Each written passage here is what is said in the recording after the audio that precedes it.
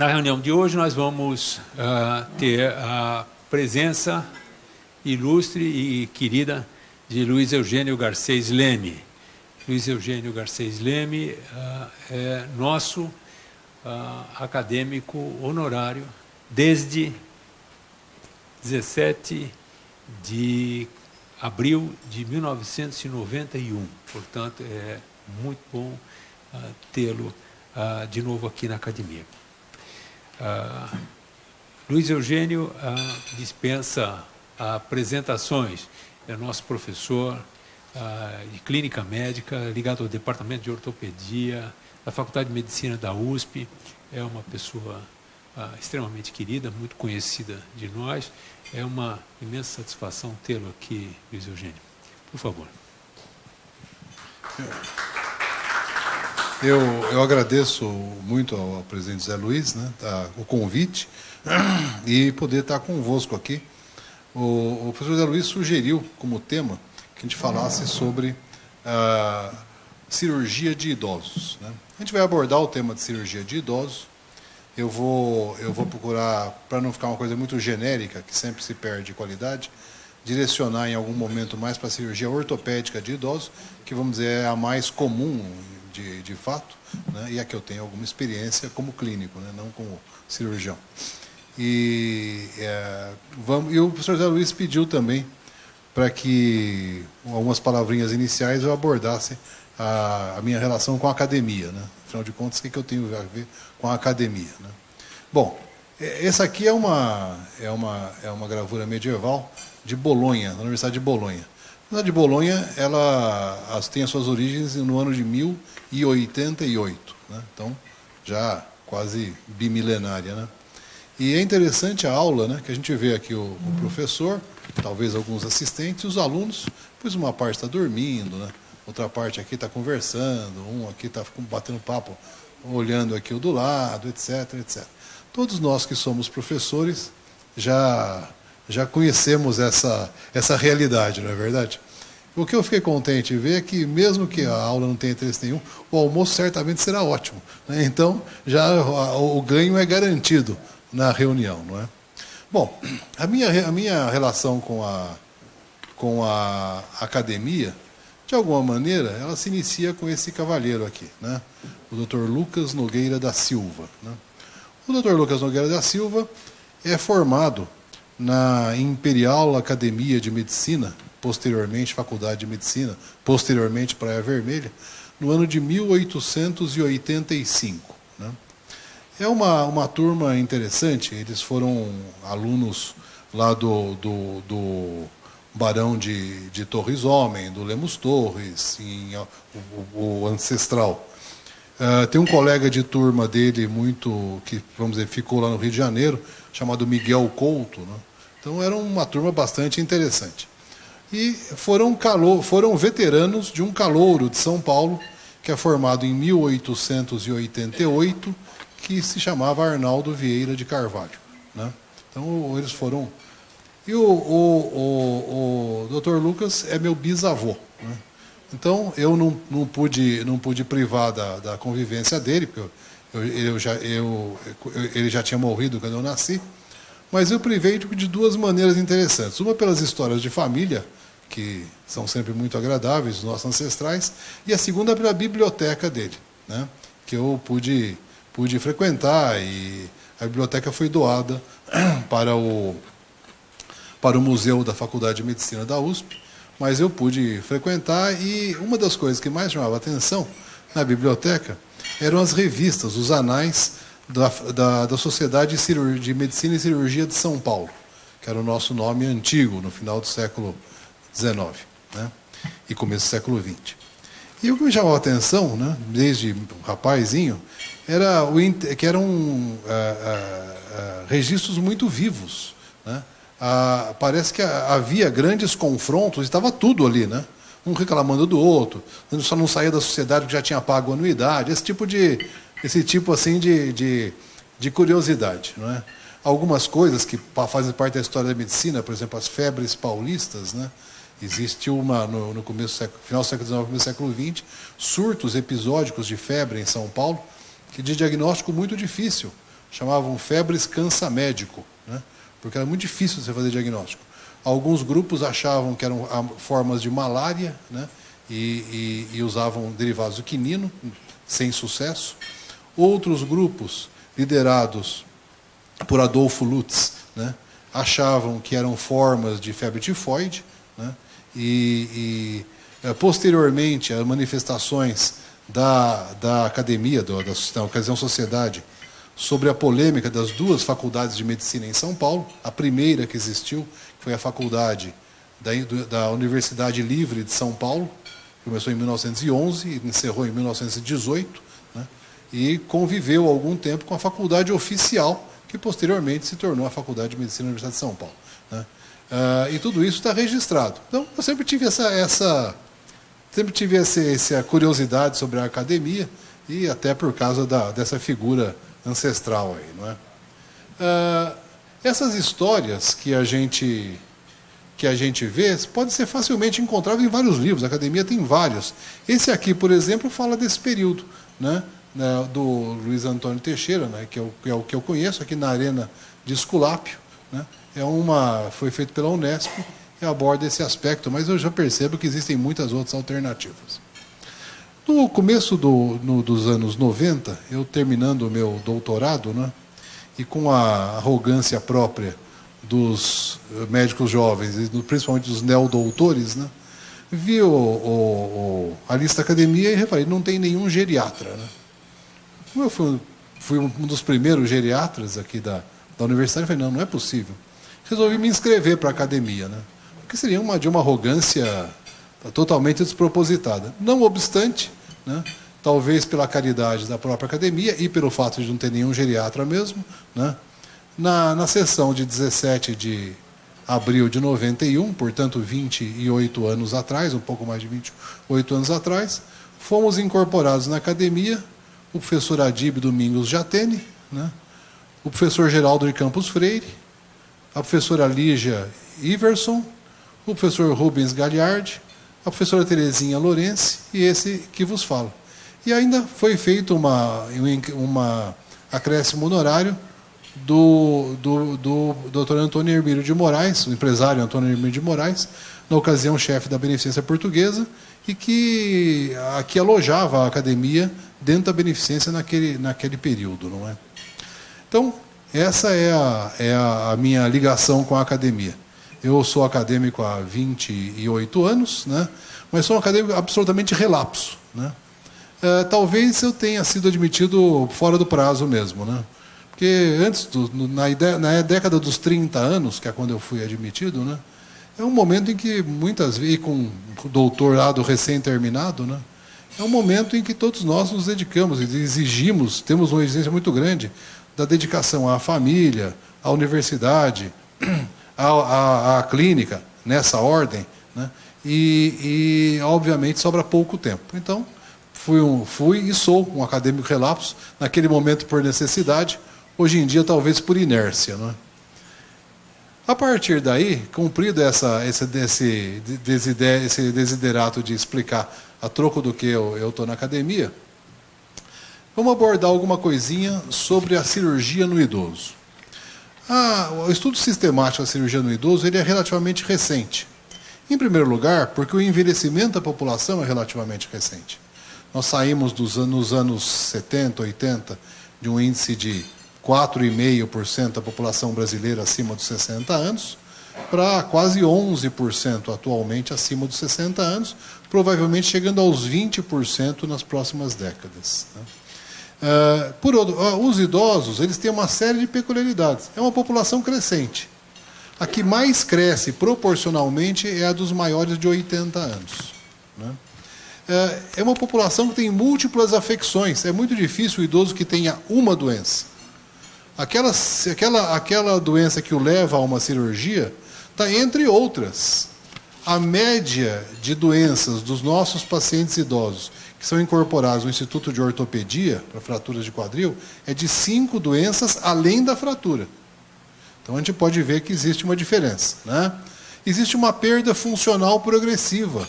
São pacientes progressivamente frágeis. Existem diagnósticos ocultos. Os idosos são muito discretos nos seus diagnósticos. Por exemplo, a maior manifestação de infarto agudo do miocárdio no idoso é confusão mental ou dispneia. A chance de haver uma dor precordial é muito remota. Mesmo quando existe uma dor atípica, que pode sugerir uma gastrite ou uma afecção qualquer, não é? O idoso pode ter infecção sem ter febre, nem leucocitose, né? Portanto, são manifestações de diagnósticos ocultos. A dependência social. Um paciente que quebra que tem uma fratura de quadril, tão importante quanto operá-lo é saber quem que vai cuidar dele depois, quem que vai tirar da cama, quem que vai poder orientar o leito. A insuficiência de profissionais. Nós vivemos aqui em São Paulo ainda vamos dizer, um local que tem geriatria com uma certa liberalidade. É pouco, mas é. O resto do Brasil não. Eu lembro do tempo ainda que toda a região amazônica tinha um. Né? Salvador tinha todos os geriatras da Bahia, que eram 8. Né? E aqui em São Paulo nós tínhamos, eram uns 100 e poucos. Né? Então, no estado. Né? Então a gente pode imaginar, né, que realmente tudo isso leva a peculiaridades da cirurgia. São pacientes frágeis, que têm afecções ocultas muitas vezes, que têm uma insuficiência de profissionais e que custam muito mais caro. É evidente que o paciente, quanto mais frágil, mais caro. Então é um problema de saúde pública que se associa. No entanto, o idoso também o grande idoso principalmente, ele faz a sua parte. Eu costumo dizer para os alunos que lidar com um paciente com mais de 90 anos é que nem regular motor de Rolls Royce. É um negócio que naturalmente já é muito bom. O cara tem 95, 96, é um vencedor. A primeira coisa que o médico tem que fazer é não atrapalhar. É que nem regular motor de Rolls Royce. Você não pode regular com chave de torneira, você não pode regular de orelha, né? Porque não é o caso. Já funciona bem sozinho, basta não atrapalhar. Esse gráfico demonstra isso. Olha que interessante. Aqui nós temos a curva de mortalidade acima dos 80 anos. O normal de uma curva de mortalidade é que ela seja parabólica. Né? O que a gente observa é o seguinte, o normal dela seria fazer isso. E ela, de fato, faz até os 97. Quando chega em 97, ela cai. Ou seja, após perto dos centenários, a curva de mortalidade é menor. Eles se adaptam melhor às afecções. Hoje em dia, existem estudos grandes dos supercentenários. Supercentenários são pacientes com mais de 110 anos. Né? E o risco de cirurgia nesses pacientes não é maior do que nos 90. Né? Então, para ter essa ideia, que existe uma novidade nesse aspecto. Precisa chegar. Por outro lado, a idade cada vez menos é um documento de risco. Né? Esse é um estudo que nós fizemos lá no meu serviço, sobre, esse aqui é o preditor de mobilidade em 12 meses de idosos com fratura de quadril. Nós temos uma coorte grande, com mais de 700 pacientes agora, projeto COFE, que chama. Né? E o que a gente pode observar é o seguinte, quando a gente faz uma regressão logística do preditor de mortalidade, a gente vê que, por exemplo, a idade é um preditor? Mas é um preditor muito fraco. O maior preditor é a possibilidade de se mexer antes. A mobilidade está muito relacionada à funcionalidade. Portanto, quando você vai ver um paciente para cirurgia, a idade não interessa tanto. O que interessa é a condição funcional dele. A idade cronológica é uma coisa que fica em segundo plano, como muitas vezes se vê. Eu falo da cirurgia ortopédica por uma razão simples. Esse ideograma aqui é a palavra velho, tal como era grafada no Antigo Egito, mais ou menos 5.000 anos atrás, 2.900 a.C. Os ideogramas, eles são registros mistos. Eles têm um registro fonético e um registro ideogramático. Essas primeiras imagens aqui correspondem ao registro fonético. Eu até me lembrava como era, mas não me lembro mais, não me faz falta também. Eu não tenho tido oportunidade de falar egípcio antigo. Né? Mas essa aqui não, esse é o ideograma. E o interessante do ideograma do idoso é que ele mostra um paciente com um problema ortopédico. Ele está aqui com uma limitação, um desvio e com o uso de um bastão. A gente poderia perguntar, mas qual é o interesse de saber como era o ideograma do idoso no Antigo Egito, não é verdade? Olha, tem algum interesse, até porque o nosso ideograma hoje é exatamente o mesmo. Ou seja, nos últimos 5.000 anos, nós temos relacionado o envelhecimento com limitações do aparelho locomotor. A gente poderia perguntar, por quê? Será que é porque o aparelho locomotor é o que mais mata o idoso? A resposta é não. Até os anos 30, o que mais matava as pessoas, e os idosos inclusive, eram as doenças infectoparasitárias. A partir dos anos 30, e hoje em dia, o que mais mata ainda são as doenças cardiocirculatórias, perderão o lugar daqui a alguns anos, né? As neoplasias e as causas externas, entre as quais a queda é a mais importante, né? Mas, se não é a que mais mata, por que ela, há 5.000 anos, ela é um símbolo de envelhecimento? Ela não é a que mais mata, mas ela é a que mais limita. E a saúde do idoso está muito mais relacionada à autonomia do que à ausência de doenças. É muito raro um idoso que não tenha nenhuma doença, né? Lá na geriatria do HC, nós temos um ambulatório, inclusive, de idosos extremamente saudáveis. Eu costumo brincar, dizer, irritantemente saudáveis. Gente que não tem nada, né? Que é uma coisa mosca branquíssima, né? Então, a ausência de doença não é um critério de saúde. O melhor critério de saúde é a autonomia. Um exemplo, vamos pegar 2 idosos, um com uma angina estável e joelhos bons, e o outro com uma coração de cavalo campeão, como dizia o Nelson Rodrigues, e artrose bilateral de joelhos. Qual é o que tem mais chance de morrer? É o da angina. Qual é o mais doente? Aí é polêmico. Porque o da angina, se é uma angina estável, ele toma um beta-bloqueador, toma um nitrito, aspirina, evita carregar geladeira sozinho, subir escada de 3 em 3, etc., ele é indistinguível das outras pessoas. Ele vai no shopping, vai visitar os netos, vai na igreja, vai onde ele quiser, né? Por outro lado, o que tem um coração bom e artrose bilateral de joelhos, ele nem levanta da cadeira.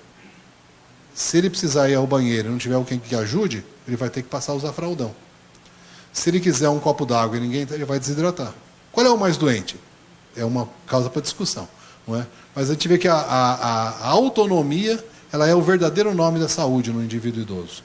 E a autonomia está totalmente relacionada ao aparelho locomotor, como os últimos 5.000 anos têm mostrado, não é? Alguns conceitos, só lembrar alguns conceitos para todo mundo, né? O que é envelhecer, né? Eu costumo dizer que, pelo menos na USP, a definição de envelhecimento pode ir desde a matemática e da poli até a FEFELESH, né? Porque nós temos desde definições que são totalmente estatísticas, a incidência de quebra de tubos no laboratório, por exemplo, tubos de ensaio, né, que tem um modelo matemático para isso, e se aplica ao envelhecimento, até as definições sociológicas, filosóficas, etc. A definição biológica, que é a que nos interessa mais, né, talvez a mais completa seja a do Alex Comfort, que em 1979 dizia que envelhecer é a incapacidade de manter a homeostase em condições de sobrecarga funcional. Em outras palavras, perder a capacidade de reserva, a reserva funcional, né? Isso leva a um conceito, que a gente vai daqui a pouquinho comentar, mas leva a um conceito importante da diferença entre senescência e senilidade. A senescência, ela corresponde às afecções normais do envelhecimento, ao passo que a senilidade corresponde às afecções patológicas do envelhecimento, que convivem. A melhor comparação que nós temos é com a adolescência. O nome é até senescência e adolescência. O que é a adolescência? É uma fase da vida na qual cada pessoa passa por alterações funcionais, hormonais, que lhe são próprias. Uma menina de 13, 14 anos que começa a perder sangue por via vaginal, ninguém vai achar que ela está com um problema gravíssimo, ela simplesmente começou a menstruar, né? Um menino que a voz vai mudando de fina para grossa, ou que começa a aparecer pelo na cara, pois isso é normal, isso é adolescência. É uma peculiaridade daquela idade. Por outro lado, existem doenças que são próprias da adolescência. Nós temos aqui os pediatras, certamente a ebiatria, né, nos vai mostrar doenças que acontecem na adolescência. Pois o mesmo se passa com o envelhecimento.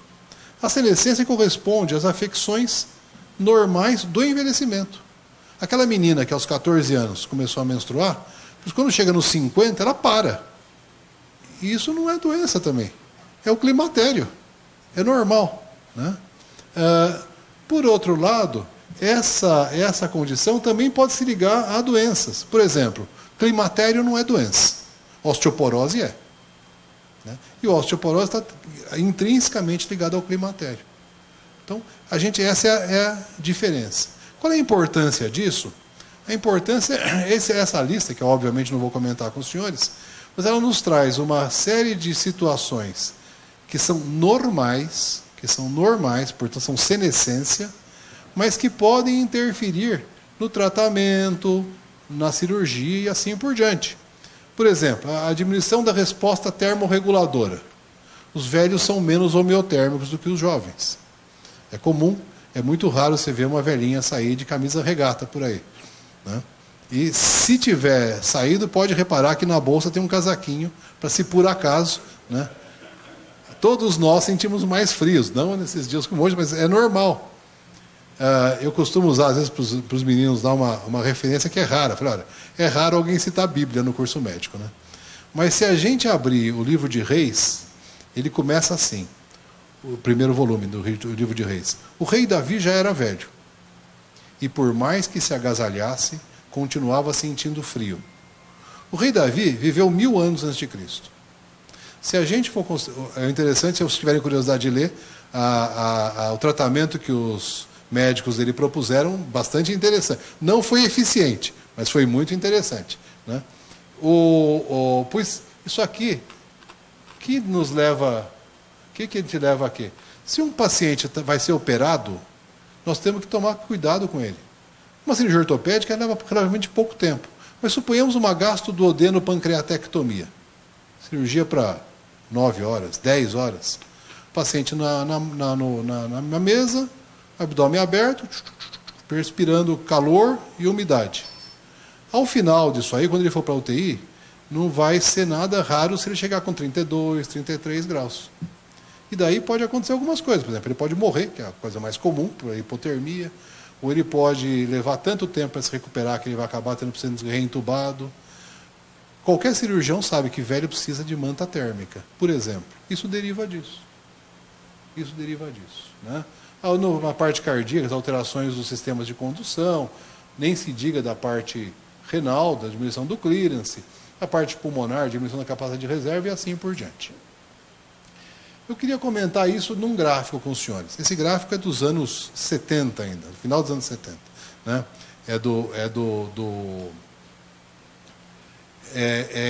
O original é em inglês, eu modifiquei, adaptei o gráfico. Esse aqui é um gráfico cinquentenário. Né? Vai dos 30 aos 80 anos, funcionalidades em pessoas normais. Né? A gente pode ver que aos 30 anos, o autor considerou como 100% todas essas funcionalidades, que vão diminuindo linearmente em pessoas normais e de maneira diferente. Por exemplo, o índice cardíaco diminui menos que o fluxo plasmático renal. Aos 80 anos, se eu fizer uma média aqui de uma para outra, vai estar perto de 50%, um pouco mais, um pouco menos. Então, se eu quiser saber como é que está a funcionalidade do senhor, da senhora X, com 80 anos, eu pensar, deve estar mais ou menos na metade de quando ele tinha 30 anos, eu não vou estar longe da verdade. Só que essa realidade tem uma outra variável. É que nós dependemos, do ponto de vista funcional, de um mínimo de funcionalidade para poder viver, que está perto de 30%. Os diversos especialistas vão lembrar que, por exemplo, o clearance começa a subir, a creatinina começa a subir quando o clearance está para baixo de 30%. Porque a pessoa entra em insuficiência hepática quando perdeu mais do que 75% do fígado. O que começa a tremer quando perdeu mais do que uns 70%, 75% dos neurotransmissores. E assim por diante. 30% é um número razoável. O que acontece? Se eu tenho 30 anos e tenho um agravo de saúde, uma fratura, uma infecção, seja o que for, que me leve a uma perda funcional, a chance de eu entrar em falência é muito pequena.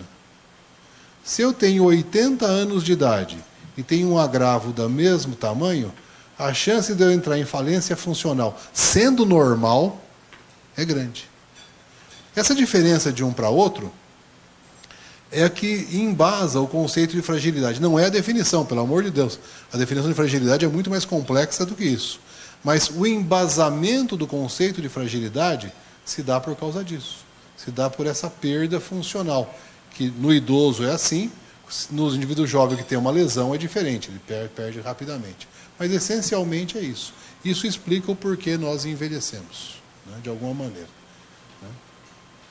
Do ponto de vista do aparelho locomotor, abordando rapidamente depois das cirurgias ortopédicas, né, o envelhecimento, no caso das fraturas, que é o que a gente mais vai abordar, tem relação com o envelhecimento muscular, com o envelhecimento ósseo, no envelhecimento muscular a sarcopenia, no envelhecimento ósseo a osteoporose.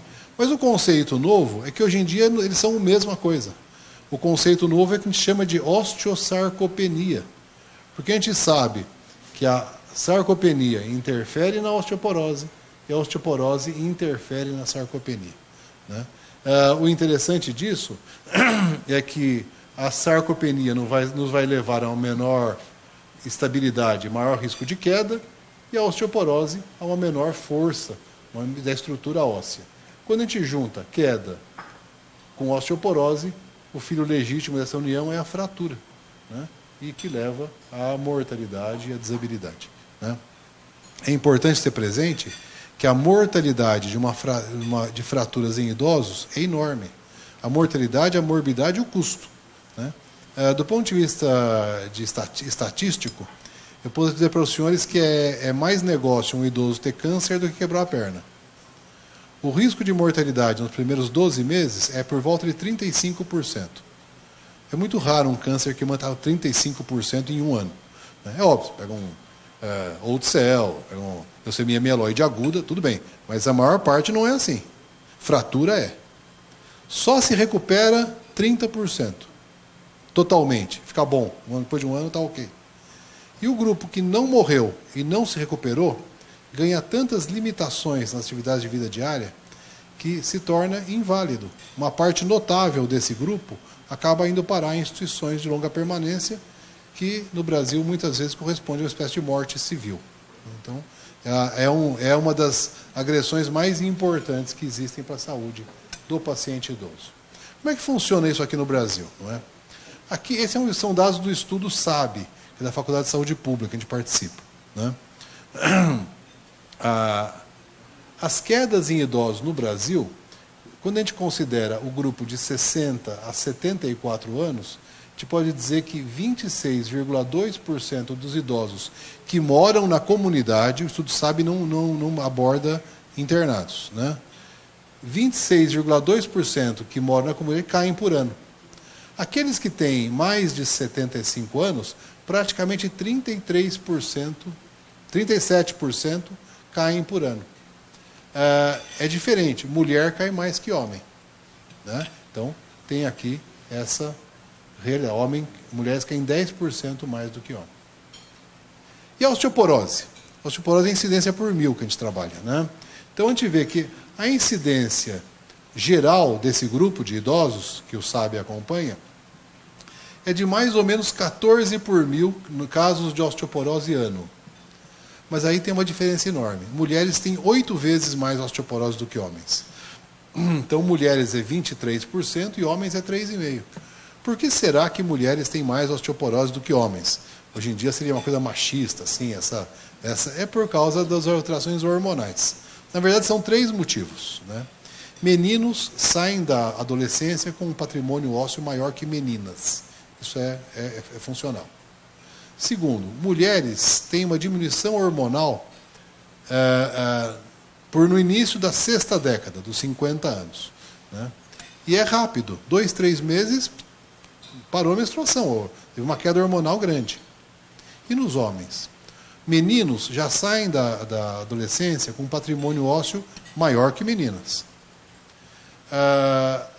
A diminuição hormonal nos homens é depois da 9ª década. Começa a perder o hormônio depois dos 80 anos de idade. E é muito lento. Isso explica por que que mulheres têm mais osteoporose do que homens. É interessante que a osteoporose antigamente era doença de ginecologista, né? Era o kit ginecologista que pedia, era Papa Nicolau, mamografia e densitometria. Esse é o carimbão já, né? Para geriatra, não. Homens com mais de 80 têm osteoporose. E tem bastante. E morrem mais. O risco de mortalidade em homens é maior que de mulheres. Então, a gente precisa convencer os nossos octogenários, né, a fazer densitometria também. Às vezes eles ficam meio, assim, recalcitrantes, mas a gente precisa convencê-los. Esse gráfico foi apresentado por Stephen Cates, que é um ortogeriatra, que é conhecido da gente. Nessa ocasião ele estava lá em Rochester, numa conferência sobre fraturas de fragilidade, que ele chamava o tsunami. Foi um nome de gosto duvidoso, porque foi no ano em que o tsunami quase que acabou com a Ásia lá. Mas, de fato, apesar de trazer uma tragédia, realmente é uma onda mortífera. O que ele mostra? A incidência de fraturas por ano nos Estados Unidos, a evolução com a idade, e daí a gente vê que a fratura que mais comum e a que mais evolui é a fratura de vértebra. Não é a mais grave, porque a fratura de vértebra é muito comum, mas ela, no idoso raramente comprime raiz. Então, geralmente dá uma deformidade, mas pode eventualmente dar dor. Mas não é. A mais grave, a mais frequente é a de quadril, de fato. É essa que tem essa mortalidade enorme. Aqui está punho, se tivesse o ombro, estava aqui, provavelmente, assim por diante. Eu fiz, algum tempo atrás, um estudo sobre a incidência de internações por fratura de quadril em idosos aqui no Brasil. Esse é um estudo, usando dados do DataSUS, de um pouco menos de 1 milhão de internações. Então, a gente vê que é um número, é um N razoável, né? Internações no Brasil dessa década, de 2008 a 2018. A gente pode observar duas coisas. Primeiro, que a fratura de quadril, apesar de ser um CID só, na verdade são duas doenças. Por que são duas doenças? Quando a gente pega a fratura de quadril no indivíduo jovem, a gente vê que ela tem uma incidência em curva, cujo pico está na terceira década, entre os 20 e os 29 anos, né? Provavelmente relacionada à violência urbana, acidente de trânsito, acidente de trabalho, assim por diante. É uma doença de homens, principalmente. É o azul aqui. É uma doença de homens. E está ligada a traumas de alta energia. Queda, fratura, tiro, esse tipo de coisa. Quando a gente pega a fratura de quadril depois dos 60 anos, o perfil é completamente diferente. É uma doença de incidência progressiva, se a gente avançar mais, pode até chegar a ser parabólica. É uma doença de mulher, principalmente. E é com traumas de baixa energia. Queda no tapete, queda quando levantou da cama, queda no vaso sanitário, esse tipo de coisa. São acidentes que nos indivíduos jovens, a maior lesão que provoca é no autoestima, né? Mas no idoso não. Pode ter uma fratura de quadril que pode ser fatal. O interessante é que a incidência dessa afecção ela é enorme em todo o Brasil, principalmente nos mais idosos, né? Nós temos aqui, por exemplo, acho que não entrou esse aqui, mas tudo... está aqui, né? As taxas de internação por região. Nós vamos ver, olha, qual é o maior? É o de maior de 80 anos, que é o menor grupo etário. Esse é o que mais cresce, mas é o menor grupo, com mais de 80. A gente vê que a incidência de internação por fratura, no Brasil inteiro, é maior nos octogenários. A média de internação no Hospital das Clínicas é de 83 anos. É o que nós temos, né? Um outro dado interessante é que, apesar dessa incidência em mulher ser maior, homem morre mais. Em qualquer idade e em qualquer lugar do mundo também. Você pega os índices americanos, faz uma curva de Kaplan-Meier, e vocês vão ver que existe uma diferença nítida por sexo, né? Homem morre mais. E custa mais caro.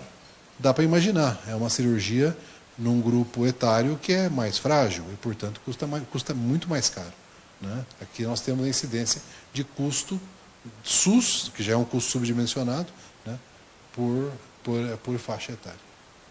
Nos Estados Unidos, nós temos isso aqui, né? É o custo de uma cirurgia de fratura de quadril, calculando o índice de Charlson. O índice de Charlson é um índice que a gente tem de perspectiva de morte no próximo ano, levando em conta o número de doenças e tipo de doenças. Vai de 0 a 5. Né? E a gente vê que existe um aumento linear da fratura, do custo, que vai de 26 mil dólares, se deixar até mais de 5, vamos ficar mais de 50 mil dólares. Né? Então é muito mais caro também. O que é uma coisa importante, nós estamos aí ouvindo o dia inteiro sobre a reforma da Previdência, a dificuldade que está existindo, e, na verdade, é isso que se dá. Quer dizer, quando eu era aluno, né, o Brasil era um país de criancinhas, o nosso grande problema eram as doenças infantis, era um país que tinha que abrir escolas. Tal. Nós não somos mais assim. Político que disser que quer abrir escola, cuidado, porque nós não precisamos de mais escola. Né? Então, nós somos um país envelhecido, infelizmente, precocemente envelhecido. Esse gráfico, de alguma maneira, é interessante e não tem nada a ver com a ortopedia e nem com outras coisas. Ele é um gráfico feito por anestesista, é um gráfico muito interessante. Ele nos mostra o índice de mortalidade na primeira semana depois de uma cirurgia. O interessante da história, né, eu não precisaria trazer o gráfico, porque é óbvio, os senhores todos acreditariam que aos 100 anos eu tenho uma chance muito maior de morrer depois de uma operação do que aos 40. Mas não é isso que interessa esse gráfico. Ele dividiu em 2 grupos. A morte no primeiro dia e a morte a partir do 2º até o 7º dia. Quando a gente faz essa observação, se a gente abstrair o vermelho, a gente vê que a morte no primeiro dia, ela aumenta com a idade. Mas é uma coisa mais ou menos pouco chamativa. Pode ser muito maior, mas o que chama a atenção é o vermelho, que aumenta muito mais rápido e é cada vez mais desproporcional ao azul. Como é que a gente pode fazer uma exegese desse gráfico? Se a gente pegar a mortalidade no primeiro dia, ela certamente incorpora, entre outras coisas, as afecções próprias, as complicações da cirurgia. Embolia gasosa, choque anestésico, incompatibilidade sanguínea, todo esse tipo de coisa que é um evento do ato cirúrgico em si, muitas vezes. Né? A mortalidade no 3º, 4º, 5º, 6º dia é mortalidade de ordem clínica. O paciente morre por pneumonia, embolia de pulmão, arritmia maligna, necrose hepática, esse tipo de coisa. Quer dizer, são complicações clínicas da cirurgia. Portanto, quando eu pego um paciente idoso e que é frágil, eu costumo falar o seguinte: é importante a gente usar um sistema, um centro cirúrgico NASA, fluxo laminar, pressão positiva, anestesistas altissimamente qualificados, equipamentos de última geração, anestésico. Lógico, é essencial, é muito importante. É suficiente? Não. Porque se eu fizer só isso e não tiver suporte clínico, eu vou ficar no azul. O paciente vai sair de uma cirurgia que custa uma fortuna, com equipe altamente qualificada, e morrer de pneumonia no 3º dia, de infarto no 4º dia, assim por diante. Portanto, o adequado tratamento de um paciente frágil, ele incorpora procedimento cirúrgico de ótima qualidade e acompanhamento clínico e de suporte médico e de enfermo de saúde de alta qualidade, porque senão a gente não leva para adiante. Essa é a diferença da cirurgia antiga para a cirurgia atual. Porque antigamente operava o velhinho, o cirurgião fazia excelente, saía muito bem e morria. Porque está no azul. Né? A diferença da cirurgia de então para hoje é a possibilidade e a necessidade de se fazer uma intervenção que a gente chama multidimensional, interprofissional, compartilhada, é o melhor nome, né? Para que esses pacientes possam se beneficiar do procedimento cirúrgico de alta qualidade e da segurança de um suporte de alta qualidade. Tem que andar junto, porque se não andar junto, não funciona. Todo procedimento cirúrgico leva a uma indicação que der risco-benefício, benefício-risco. Tudo na vida é assim, né? A gente só faz coisas que o benefício é maior do que o risco. Né? Mas indicação de cirurgia para idoso não é. Principalmente no caso das fraturas. Por quê? Porque o risco é sempre alto. Não tem velhinha que quebra a perna com bom tempo. Não existe isso. Olha, minha avó estava saindo da aula de karatê, caiu da motocicleta. Não existe isso. Né? Daí minha avó tem uma demência, teve infarto, tal, já troquei lá, hoje ela tropeçou no tapete. Sabe? Então, é um paciente que a fratura, muitas vezes, ela é um epifenômeno, ela não é a doença. Ela é a consequência da doença. Então, o risco é sempre alto, não tem risco baixo. Né? não tem bom tempo. Cirurgia de fratura de quadril é sempre de alto risco, né? Como é que a gente indica? Indica através do benefício. Qual é a cirurgia que vai ter mais benefício para aqueles que são todos de risco alto? Exemplo, duas velhinhas, falo velhinhas porque velhinhas quebram mais a perna do que velhinhos. Nenhum sexismo na história. Velhos e velhinhos morrem mais também, tem isso. Duas velhinhas na maca no pronto-socorro. A gente chega e pergunta, olha, tudo bem, quem é a história dessa senhora? Não, uma senhora de 94 anos, é diabética, hipertensa, já teve um infarto, teve um AVC uns anos atrás, e é um pouco demenciada. Hoje ela caiu e está com dor no quadril direito. Primeira pergunta, ela andava? Andava pela casa, gostava de ajudar na cozinha, até apesar de todas as limitações. O meu compromisso com essa senhora é colocá-la andando. A autonomia que eu posso devolver para ela é fazê-la andar. Então pode ser que se justifique uma cirurgia relativamente grande aqui. Se for de colo, uma cirurgia de prótese, ou se for de transtrocantérica, uma cirurgia de síntese, e assim por diante. Uma cirurgia grande. O risco, apesar de ser grande, o benefício compensa. Mudo de maca, a outra velhinha. E essa senhora? Essa senhora tem 94 anos, é diabética, hipertensa, teve um infarto, teve um AVC, né? A história xerox da outra, né? E hoje caiu e está com dor no quadril direito. Xerox da história. Pergunta, ela andava? A resposta, não andava. Quando ela teve o AVC, ela ficou hemiplégica e ela é cadeirante. Inclusive, a queda foi quando foi feita a transferência da cama para a cadeira. Eu, infelizmente, não tenho como colocar essa senhora andando de novo. Até não faz parte da possibilidade humana, não é? Qual é o meu compromisso com ela? É não ter dor. É completamente diferente. As duas têm histórias clínicas iguais, ou aproximadamente iguais, têm fraturas aproximadamente iguais e indicações diferentes. Pode ser que essa faça só uma fixação, ou até tire a cabeça do fêmur e pronto. Ou seja, a grande indicação para idoso frágil é o benefício. Essa é uma diferença na indicação para adultos, né, que os geriatras têm que ter presente. Comentário rapidamente. Uma senhora de 86 anos, sexo feminino, solteira, aposentada, curso superior completo, mora lá em Pinheiros, perto da Faculdade de Medicina. Provavelmente uma senhora relativamente diferenciada pelo próprio perfil dela, que procura o serviço com uma queda e uma dor no quadril direito. Obviamente a luz não ajuda muito, mas vocês vão ver que ela tem aqui uma fratura transtrocanteriana. Né? Aqui, ó. Não contente em ter caído, ela esticou o braço quando estava caindo, né? E aproveitou e teve uma fratura de rádio aqui, né? Antigamente chamada fratura de Colles, não se chama mais assim. Né? E como ela não conseguia segurar de um jeito nem outro, ela aproveitou e bateu a cabeça. E a gente pode perceber, não tem hematoma subdural, graças a Deus, tem um aumento aqui de ventrículos, tem uma alteraçãozinha aqui, mas não tem hematoma subdural, não é isso. Ela foi submetida a um DHS, que é o procedimento nesse tipo de fratura. Evoluiu muito bem, obrigado. Né? Isso aqui é de um mês depois. Né? Ela ficou tão contente, 2, 3 meses depois, voltou a nos visitar lá no hospital. O que ela tem? Ela não é muito criativa, né? A fratura também é transtrocanteriana, só que na outra perna. Né? Ela ganhou uma outra síntese na outra perna. A pergunta que eu faço sempre lá para os internos é a seguinte: essa senhora foi tratada quando a gente fez isso? Não. Foi resolvido o problema. Nós tiramos a cereja do bolo que ela tinha levado lá. A consequência foi resolvida. Qual é a doença dela? Fratura? A doença dela é queda. Enquanto a gente não fizer uma intervenção na queda, isso vai muito além do ortopedista, muito além do geriatra, muito além do hospital. Quer dizer, enquanto não se houver uma estrutura para essa senhora diminuir a queda, ela vai continuar vindo. Daqui a pouco vai ser o ombro, depois vai ser o outro punho, depois vai lembrar que não teve ainda hematoma subdural, vai aparecer com hematoma subdural lá, e pronto. Por quê? Porque ela vai continuar caindo.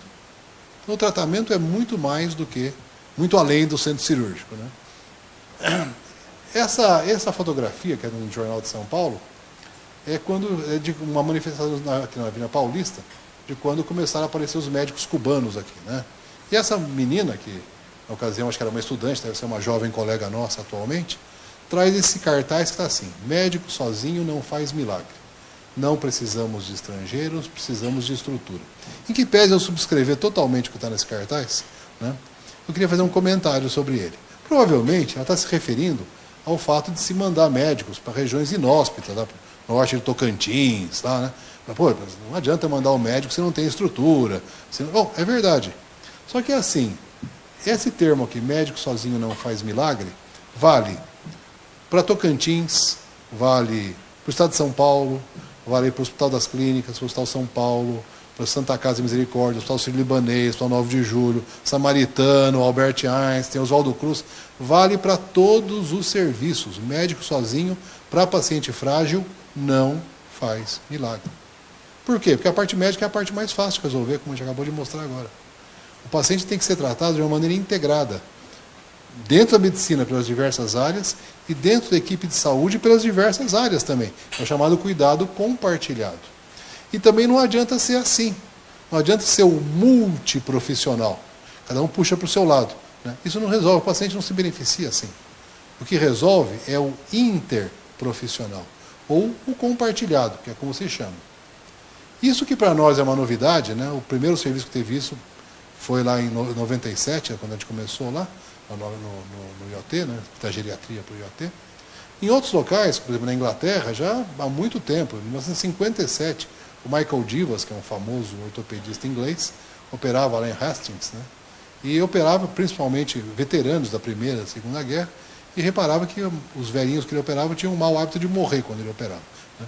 E conversou com o Bob Irvine, que é um dos primeiros geriatras da Escócia ainda. A geriatria começou na Escócia, não sei se vocês sabem. Com o Bob Irvine, e falou, pô, você que cuida de velho, eu não tiro um da sala, como é que pode ser isso, né? Começaram a trabalhar juntos e viram que os velhos pararam de morrer, pelo menos na velocidade que morriam antes, né? Havia um asilo do lado do hospital, teve que ser fechado, mandaram todos para casa.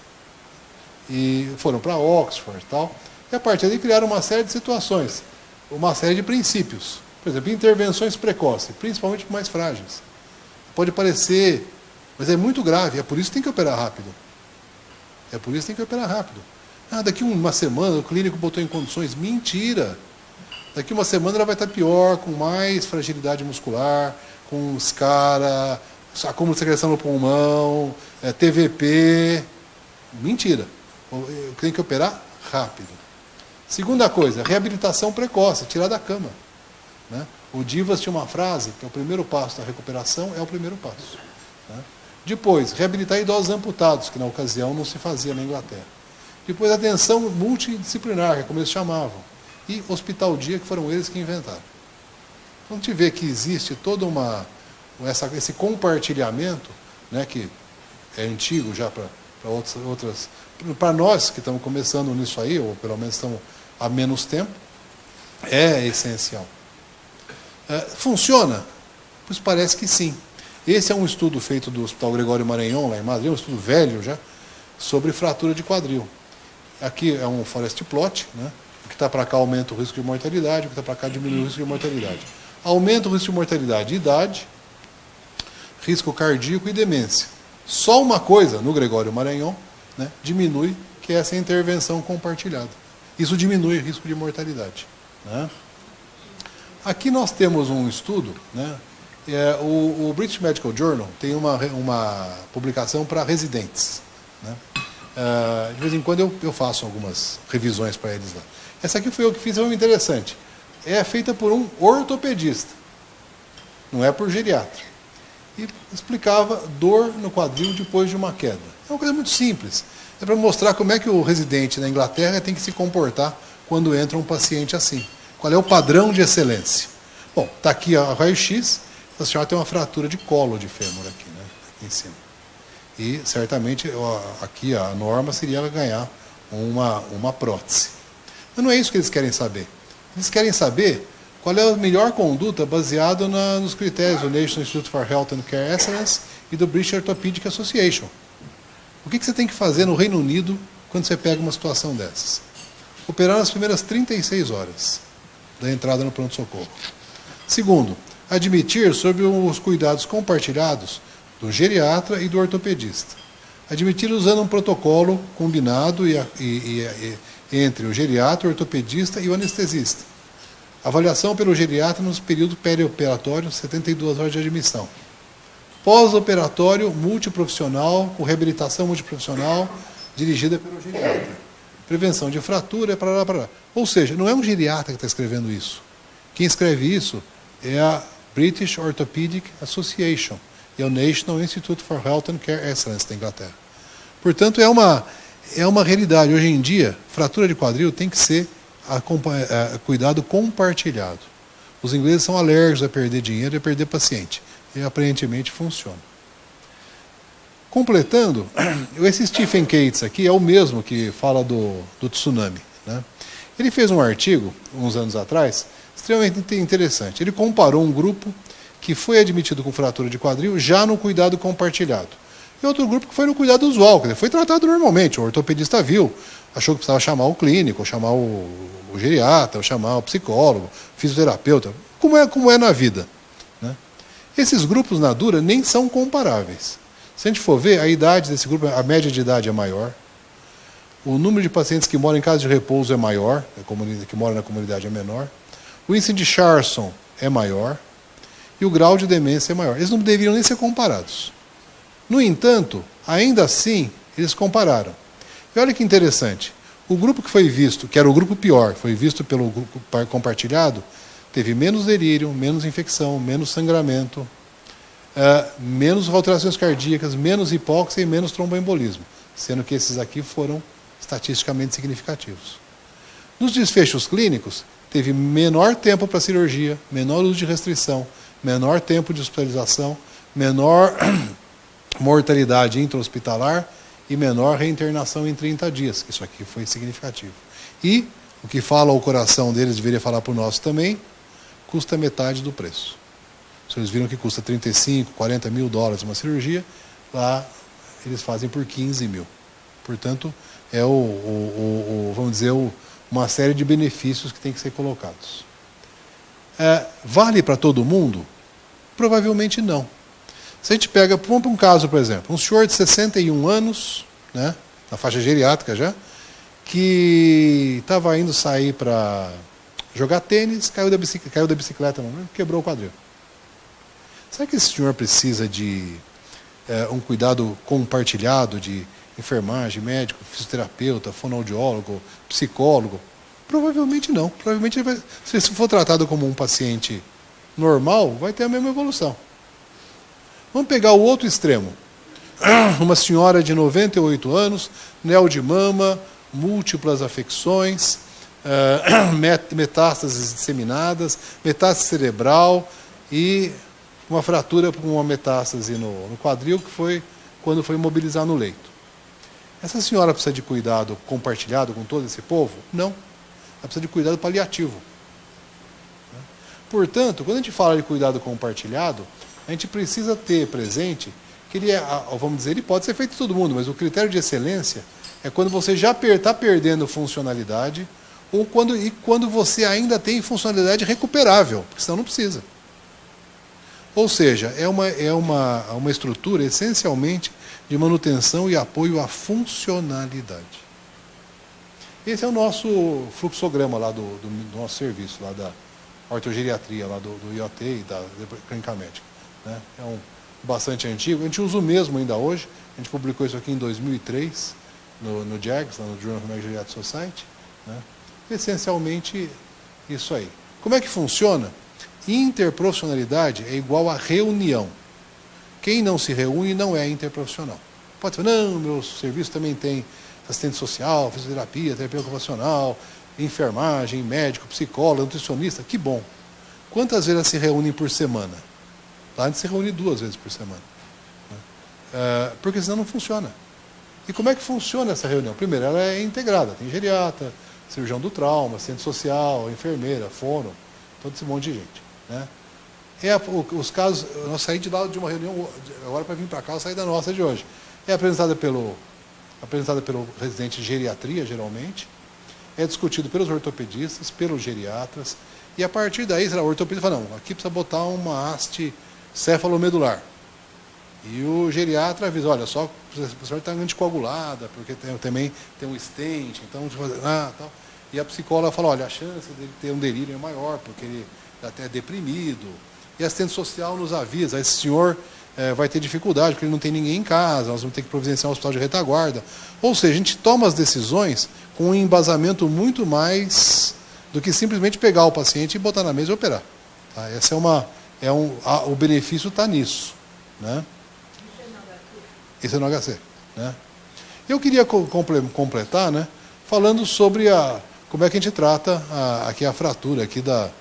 Essa aqui, para quem não lembra, é de um livro infantil. É a velhinha de vestido azul com bolinhas brancas. Né? É do Ricardo Azevedo. É um livro muito interessante. Uma velhinha de vestido azul com bolinhas brancas que sai pela praça e 6 crianças, cada uma vê de uma maneira. Né? Então, é interessante isso aí. Né? Mas para lembrar da velhinha, eu sempre mostro aqui como é que a gente trataria a fratura de quadril da velhinha de vestido azul com bolinhas brancas. Alguns podem pensar que é coisa para um super-herói. Né? Não é, na verdade não é para um super-herói. Na verdade, é para vários super-heróis. Um só não dá conta do recado. Muito obrigado.